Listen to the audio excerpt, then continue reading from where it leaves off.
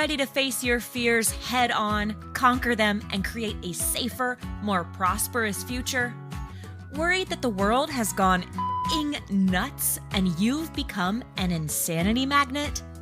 Then grab a cold libation, put on your fuzzy slippers, and get ready to create your own safe space. It's the Safe Space Podcast with your host, Tammy D. For more information and episodes, go to www.saferpodcast.com. That's www.saferpodcast.com. Hi, this is Tammy, and I'm really excited to be here with you today because this is the inaugural show for this podcast. And so I lined up a really special guest today, Scott Walters. Scott Walters has been doing some amazing work, letting people know what's happening for real in real estate. Because, real estate, like financial services, which is another area I work in, there's a lot of hype. There's a lot of marketing material. And so what I've asked Scott to do is come and talk to us a little bit about who he is, what he does, and why he thinks it's so important for us to know what's going on in real estate. All right. Well, let me introduce myself even further, and thank you for the introduction. So I am Scott Walters. I'm a real estate agent here in Southern California, and I own and operate my own real estate along with helping others do the same with theirs. I absolutely love real estate. But you are right. I've been become known online as really the real talking realtor. And really when we really boil this down, because it's so complicated and convoluted, even to the point that you mentioned with all the marketing that we see, the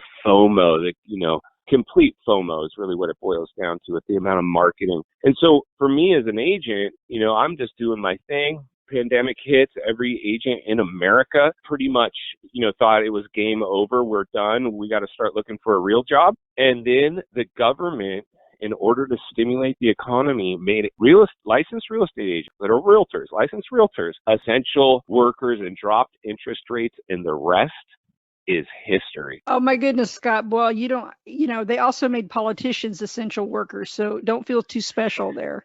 Don't feel too special about it. I actually took it almost as a backhanded compliment when I first heard it. So yeah, that's really what got us to where we're at. Hopefully, we're going to talk about what happened, what it was like, what happened, and what it's like now. And then more importantly, what can we expect? Scott, first of all, why should anyone in the world that's not into real estate like you and I, why should anyone care? What is real estate really besides a barometer of the health of the economy? Wow, that's a great question. You are a great interviewer, actually. I'm going to answer that. Like I always mention on my Scott Walters YouTube channel, everything hinges on the housing market. It is our best barometer to see what, in fact, our economy is doing. What we can look at is in the past, every time the housing market is always cycles, booms and busts. So we're obviously in a boom right now. So level-headed realists will prevail, the ones that go, wow, this is real estate booms and busts. We're in a boom right now. There's a pretty high likelihood that we shouldn't be shocked if we bust. But the reality is if we lose the housing market, we lose everything. Jobs go away. So that's when we get into huge recessionary levels. The housing market will take down all markets with it. Wow, it's like a big sucking vortex, or maybe it's like one of those potholes on I-5, where your car just goes in there and never comes out again. Well, I don't know. I don't know if we want to go there, but this is the biggest bubble ever recorded in world history. So, there's an argument to be made that the biggest bubble will in fact result in the biggest crash. And, when we look at the behavior of, like we talked about, how we got here was the government trying to stave off a recession by stimulating the economy. One of those portions was to, in fact, send stimulus money out to every doorstep in America and get us buying televisions and going out and spending it in our infrastructure. The second one was stimulate the housing market. And that one was the runaway train, because I don't know if they knew what that was going to do to the housing market, but believe it or not, even if you own real estate, you're enjoying the fact that you feel rich right now. And that's me. That's not a good thing when we put the housing market in that much euphoria and that big of a bubble, because statistically it can't sustain itself. I liken it to a feeding frenzy. I remember I was around in 2008. As a matter of fact, you and I have something in common. I lost a piece of real estate back in 2008. I had to walk away. I was beyond underwater. and I had to walk away from it. And that gave me a whole new perspective on what the real issue is with real estate and with our economy in general, is that it's a fake economy. It's built on basically just credit and nothing Pretty substantial. much.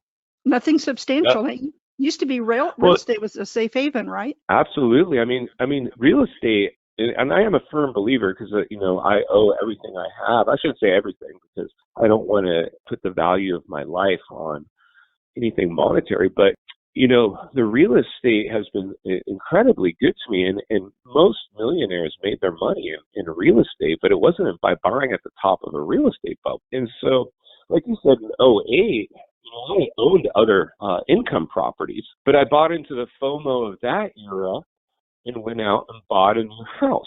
And then the recession hit. And because I wasn't as in tune, because I hadn't lived and suffered firsthand the effect of a recession, maybe my parents did, but I don't remember it. I was a kid.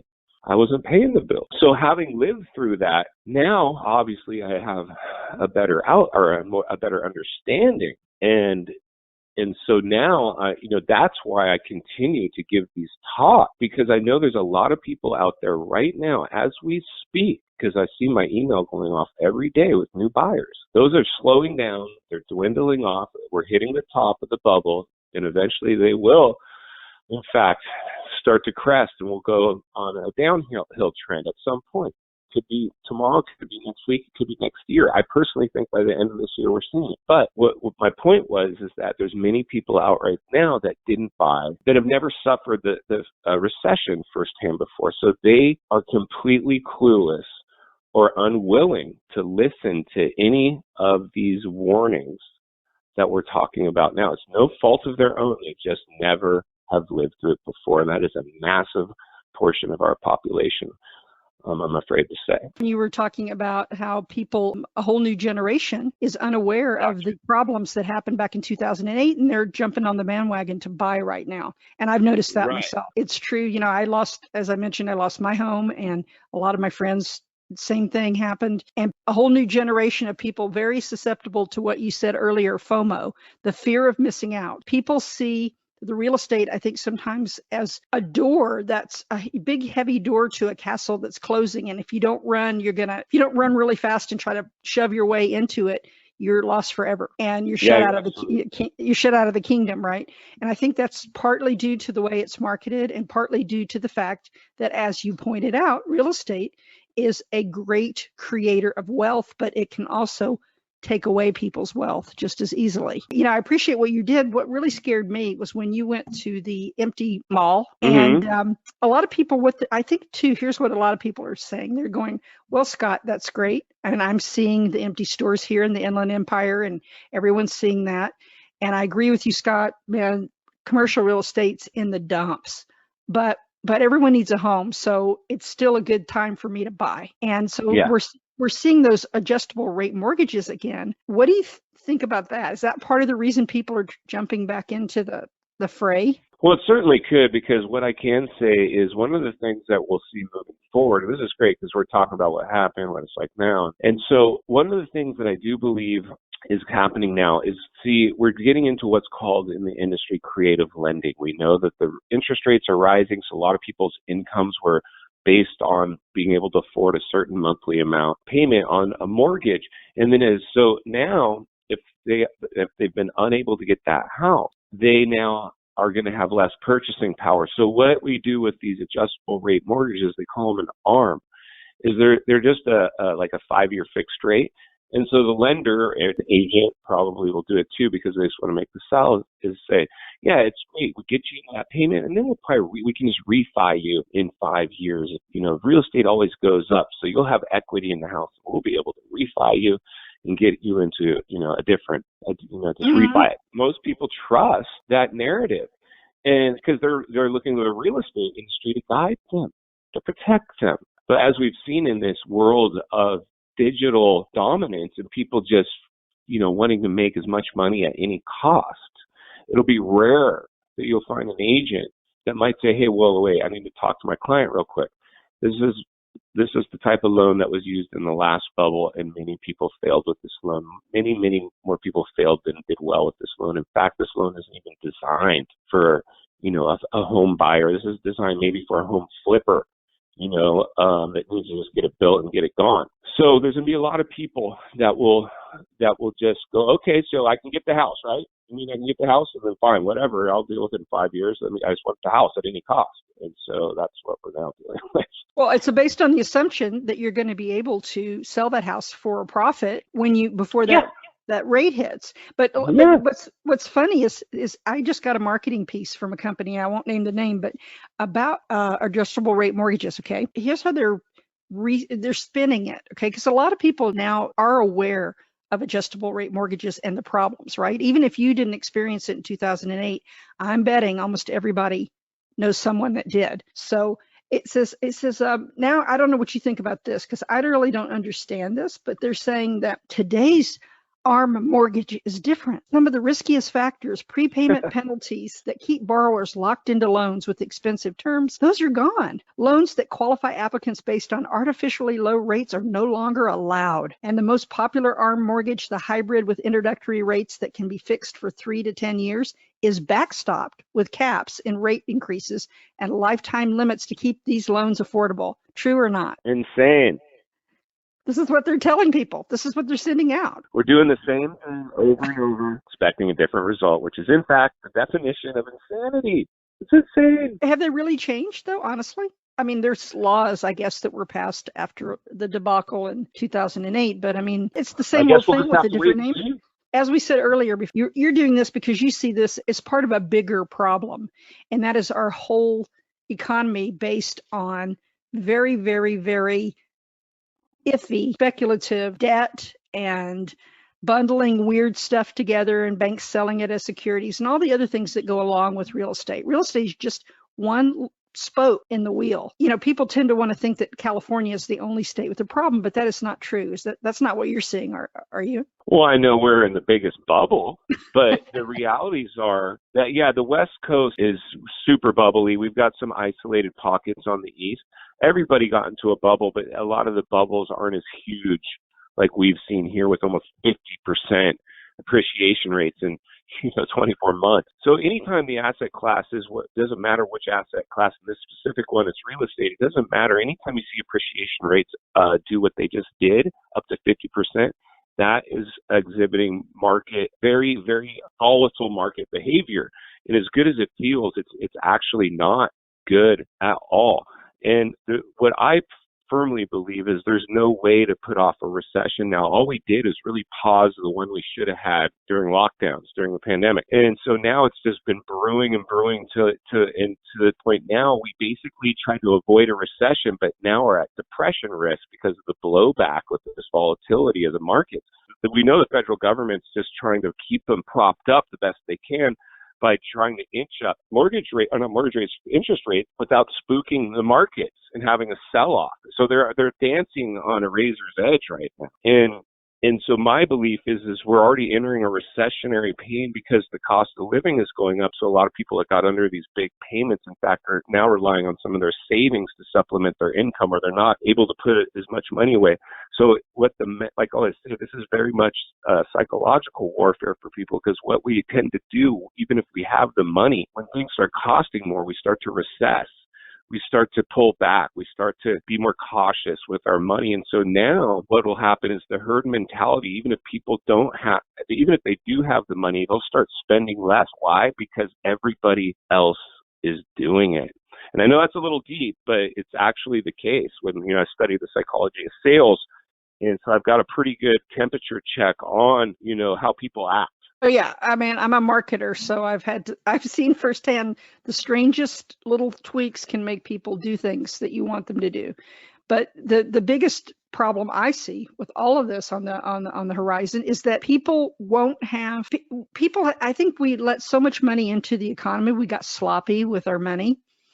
And even though people will cut back on their spending because they're going to have to, I still think we're very cavalier in how we treat wealth in this country now. And people will just go back and do this all over again. I mean, I don't see that it's ever going to stop. Do you? I guess because it's just an idiot born every day, so to speak. And I don't know if that's fair, but I think like we talked about the generational gap where a lot of people now, these millennials, we're still living at home. They didn't suffer the direct effects of the last housing bubble and recession that's followed after.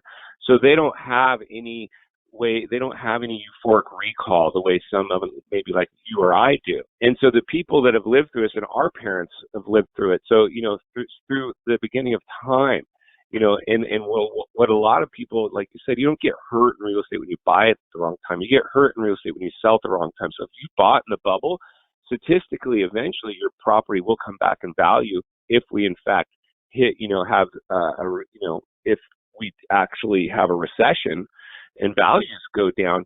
It now becomes, how long do I have to wait? And so for the people that have to make a payment on a depreciated asset, that herd mentality, that the reverse FOMO will come back in, and they'll be like, I'm paying for a house. It's no longer what it's worth. Even though I can do it, I don't necessarily enjoy doing it. And that's going to cause a lot of mental anguish for a lot of people. And we're just going to see some, residual effects of that reality. So that all being said, though, do the long-term thinkers profit in this kind of environment? I mean, is there a way to make lemonade out of the lemons? Well, yes and no. Like, here's a good story that will put it into context. I hope a little bit, I think. So before the last bubble, I got into investment property with a partner. It was income property. I didn't live in it. And I think I bought that in maybe 01. And then the boom went through 01, about 06. And then I bought a house in 07 when it was cresting, prior in similarity to what we're hitting now. And the prices had leveled off. So I chose to do a short sale on that house after about a year of making a payment on it that wasn't worth what I paid for it anymore. And I was watching other people buy houses, better ones, for what I paid on mine. And I said, you know what, I'm going to put it on the market. I'm going to see what it's worth. I'm going to go to the bank and see if they want to accept this short sale, which they did. But one of the things that the bank, when I was trying to navigate through this, asked me, they said, hey, you've got other real estate. Why don't you sell off your income property so you can pay off this house? And I said, well, why would I sell good real estate to pay off bad real estate? Are you kidding me right now? The last thing I would do. And so what, like you said, that real estate has weathered a storm before because it was bought pre-bubble. So I still have that income problem. So that I made, many millionaires made many mistakes along the way. I made the mistake of buying into FOMO and buying at the top of a bubble. And people told me, but it went in one ear and out the other. And then this is, as a salesman, I know once somebody decides they're buying, they're buying. There's nothing anybody will say to change their mind. And that was me in the last bubble. Oh, you don't get hurt in real estate. I'm a real estate guy. Now I got, and so now my rule of thumb that I do every time if I'm financing a house is I find out what its rent range is, because it's an added level of insurance. What would this house rent for? Fine. That's what I need my payment to be. As long as I have my payment at in or around its rent range, then I know if I get to a point where I'm like, this house is upside down, well, who cares? I'll just put I'm suffering some reduction in income and I can no longer swing it. I'm running on fumes. I can put a renter in there and they can make the payment as long as the rental market doesn't crash. But as long as you leave a little wiggle room, even if it's at a break even or a very small negative. Let's say you have to throw $100 a month at this property to make up, any loose ends, any difference. It's still better than having to offload it as a distressed sale or even a foreclosure. So what about a person that's not really in it for speculative purposes? Let's say I have a friend who has their home is paid for here in California, and they were actually talking about selling that home, right? Because the prices are so high right now, they think they could get a good price for it, but you have to live somewhere. So what's the downside? I mean, if you're free and clear on a home, should you sell it and try to make profit on it and then wait till the market crashes? Or, what would you do in that situation? Well, absolutely. This is the best time to sell our real estate. Am I selling mine? No, I'm not. Only because I've had it for so long and it's income property. It's not my primary house. So if I was in fact thinking of selling, this is obviously the best time to sell. You had a really good question, and I don't know if I really answered it the best way I could, but a lot of this institutional money that's out there buying real estate right now, a lot of these black rocks and these big, hedge fund type Wall Street companies, well, they're also offloading it too. We've seen Zillow bow out of the iBuyer program.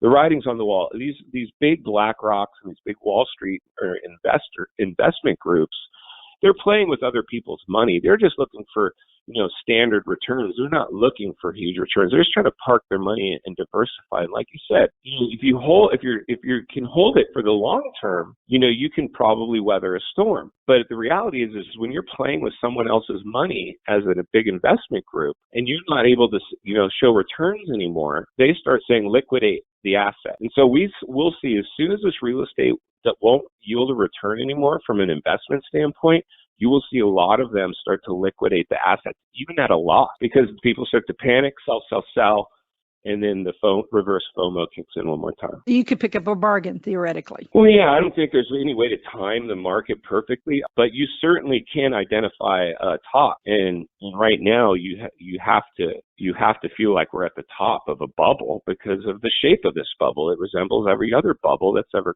crashed by its growth chart index. So for me, like you said, and many of the people I preach to is like, get on the sidelines if you don't have to buy right now. This is the top of a real estate bubble. If you're flush with cash and you don't care and it's not, you're not sticking your neck out, never bet more money than you can afford to lose. And, if that's you, let's go shopping. But if that's not you, make sure that you find your payment, your financing, make sure that payment matches the property's rent range just in case something happens to your job. You don't have to lose the house. You can put a renter. So, when people sell things, they have to live somewhere, right? And I'm sorry. People have to live somewhere when they do sell. If they sell their residence right now, like a lot of people want to sell their primary, maybe move up, like you were talking about what you did back in 2008. It's seeing that other people are buying nicer places for less money.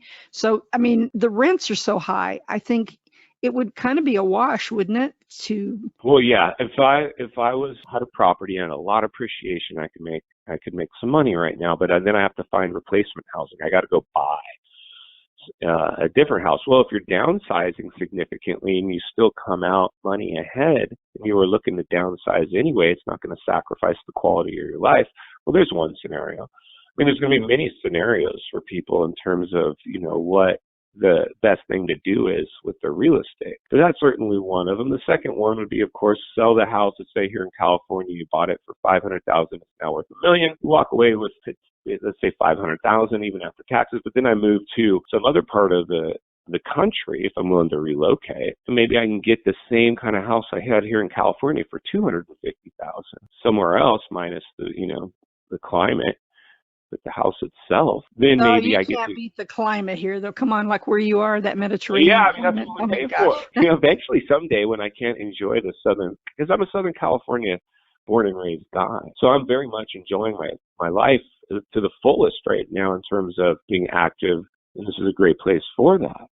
But when I get to the point where it's like, okay, I'm living in this place, paying to be near the beach and the mountains and all this playground, but I'm too tired to deal with it. I'm just hanging out now in the house, puttering around, gardening, or working in the garage or whatever, then I could do that other places than California. So someday I might, ride off into the sunset somewhere and do that. But you are absolutely right. Southern California, it's hard to leave this place. It is. It gets under your skin. For a lot of us. I came from the Bay Area 3 years ago. And I love the beach and I love the mountains and the ocean. It's just got everything here, but you do pay a price for it. And I know we're getting close to the end of our half hour, but I love the work you're doing on your channel. You're getting viewers from all across the country. All of us are feeling the pain now of inflation and all the other things. Is there anything a person can do, an ordinary person can do, to safeguard what they already have and to keep from going completely nuts during this recession? Because that's what we're in. We might as well call it what it is. Well, I wish there was an easy answer. I think the first step is always acknowledging there's a problem. It's always the first step of getting past a problem. So just do your best to understand that these are, in fact, the things that are going on out there. And while we might not be feeling the devastation of it yet, it could, in fact, just be the front end of it, the birth pains of an actual recession. Feel free to follow my channel. We'll try to do some more podcasts just to hear from a couple of people that feel like they have their thumb on the pulse and that are temperature checking the housing market so we can kind of see what people are thinking. The housing market is just a great tool for us to see what people are thinking. So of course, it can't hurt to have some surplus of food in the house, try to get your savings good, try to make sure, like for me, when I went into real estate, I was told, make sure you have a year's worth of cash reserve when you get into real estate. So, I started to live very early on making sure I wasn't month to month. So if you're month to month, that's when you need to shrink. And if you, stock up on extra foods, everything you can to just feel like I could weather a storm. And then we'll do it together to temperature check how big that storm may or may not be. And that's what we're going to do. We're going to band together and just, hope for the best, but expect the worst. And hopefully we come out somewhere in the middle. And that's brilliant advice. And I have a friend of mine who's an economist, and he always says that your ability to survive hinges on the strength of your network. And if you keep your network nice and strong and you include people like Scott Walters, I encourage everyone to go to his YouTube channel, subscribe, write a comment, ask a question, whatever, because people like Scott and a handful of other people that are out there telling you the truth you don't want to hear are the ones that are going to save you in the end, are going to be there for you as part of your network. So Scott, any place people can get in touch with you if they're here in California and they're crazy and they want to buy or they want to sell, how do they get in touch with you?